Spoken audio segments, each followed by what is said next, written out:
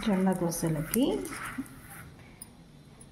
1 cup ఉద్దిపప్పు అయితే 3 కప్పులు జొన్నలు, అన్నం వండుకని బియ్యము 1 కప్పు, ఇవన్నీ నానబెట్టుకొని రుబ్బుకోవాలన్నమాట.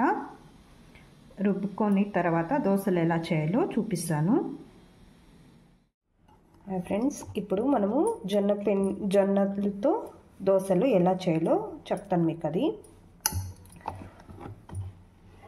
3 గ్లాస్ జొన్నలు అయితే 1 గ్లాసు ఉద్దిపప్పు, మళ్ళా మామూలు మనం అన్నం వండుకొని బియ్యం 1 గ్లాస్ తీసుకొని అన్నీ నానబెట్టుకొని మళ్ళీ రుబ్బుకొని మామూలు దోశలు ఇడ్లీలకి మనం రుబ్బుతామే అదే మాదిరి రుబ్బుకుంటే మనకి ఇడ్లీలకి అదే పిండే, దోశలకి అదే పిండే. జొన్నల దోశలు బాగుంటాయి, హెల్త్కి చాలా మంచిది.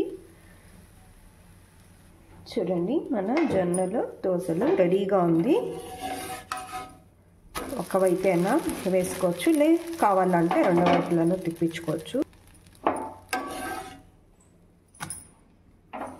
చట్నీ కాంబినేషన్ బాగుంటుంది, మిరమైన బాగుంటుంది. జొన్న దోశలు ఇలా ఒక మాట ట్రై చేసి చూడండి. నచ్చితే లైక్ చేయండి, షేర్ చేయండి, సబ్స్క్రైబ్ చేసేది మర్చిపోవద్దండి ఫ్రెండ్స్, ప్లీజ్.